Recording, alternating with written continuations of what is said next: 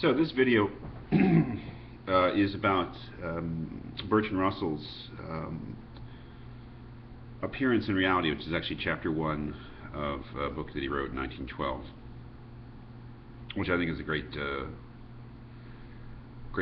introductory book about philosophy. It's called The Problems of Philosophy, and yes, this is the first chapter, Appearance and Reality.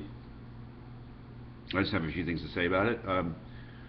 One of the things I like to point out is if you look at the course schedule for this course that I'm offering you, you'll see that there's a rather artificial division into three sections. We start out talking about knowledge, and then there's some readings which are under the label of truth, and finally reality, I believe. I think that's the order.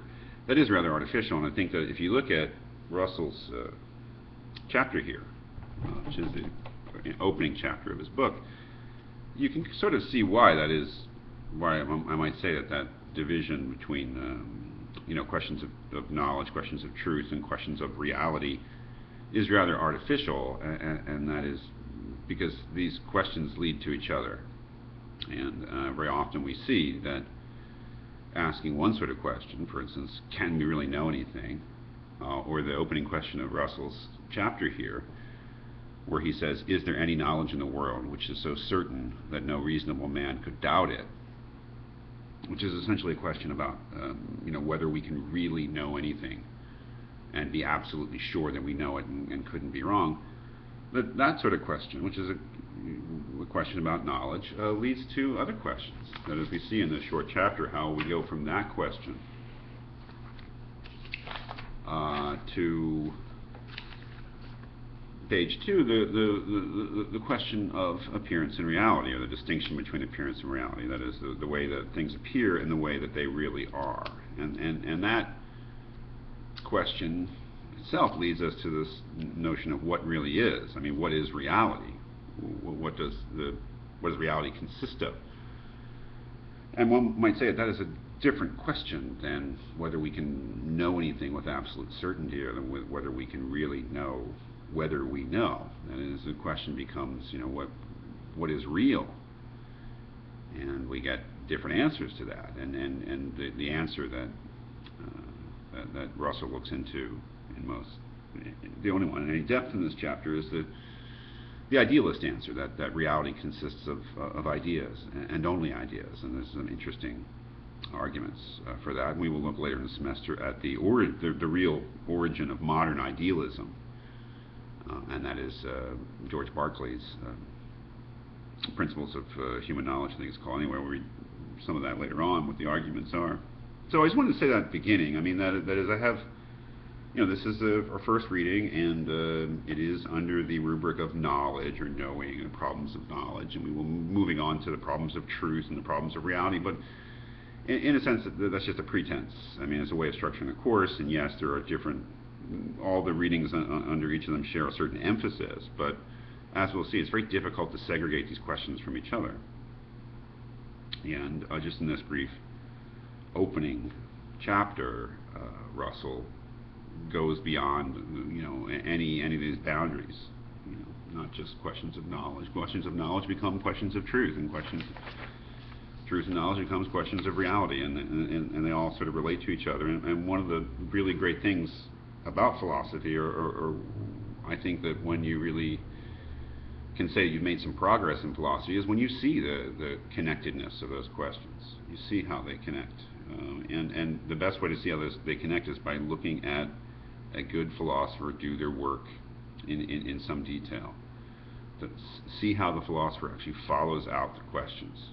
And see how Russell, for instance, begins with that question, is there any knowledge in the world which is so certain that no reasonable man could doubt it, and see not so much the answer to that question, but how he treats that question, how he opens up that question, and how that question leads to other questions and other issues, and to see that those connections is really what philosophy is all about. I mean, we're not going to answer the question definitively in this course whether there is any such knowledge that no reasonable person could doubt it. We'll see people who are on both sides of that, and the people who who believe that there is no such knowledge, that is, that all knowledge can be doubted, are called skeptics.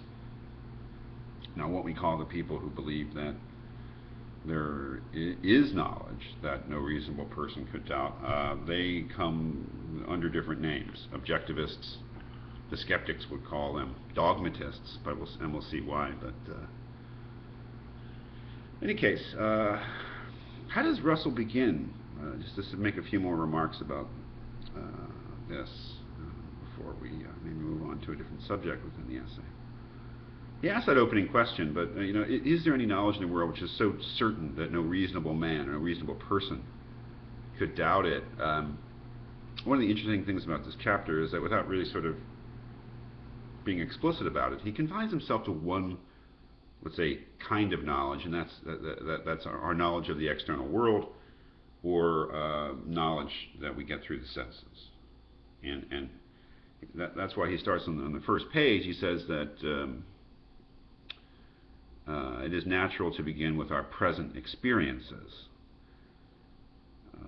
or our immediate experiences, he calls them too. Our immediate present experiences, just looking around us. What is happening right now? What are we seeing? What are we feeling? What are we touching? What are we, in general, sensing? Is our immediate surroundings. We look out of the window and we see the sky. Or if you're in Philadelphia, you see many things happening outside your window, and I just did. You see a brick wall, you see a tree, you look at around the room and you see all these physical objects. You can see your own body, you can look at your hands. I can see myself, at least a digital reproduction of myself in my computer screen, which is a little problematic, but Russell begins with that sort of simple, direct, immediate knowledge and asks, well, I mean, how about those things which I seem to experience? I don't really doubt those things. And really his first strategy is to raise doubts about whether, and if so, to what degree we can know those simple things. And he starts with the physical objects around him, and he starts, I think, most effectively with asking about their color. That is, he looks at the table in front of him and he says, to all appearances, it is oblong and brown and smooth and hard.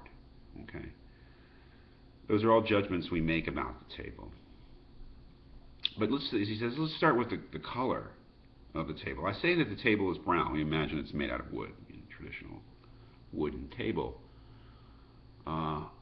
But if we look closely at it, we realize that it's not the same color all over, at least doesn't appear to be. The way the light is hitting it, the way it's reflecting light, some parts of it appear to be white.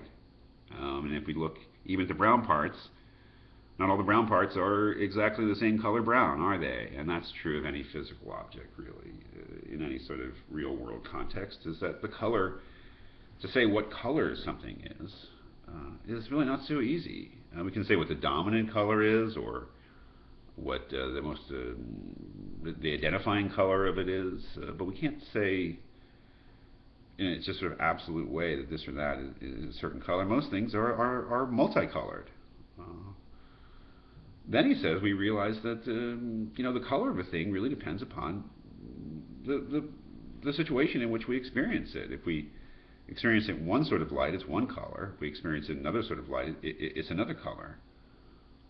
We may go on to realize that the state of our senses affects the color of something too. All that may be explainable in certain ways. So he's led to the conclusion that the question of what color a physical object is actually a very complex question, and actually it doesn't really have an answer.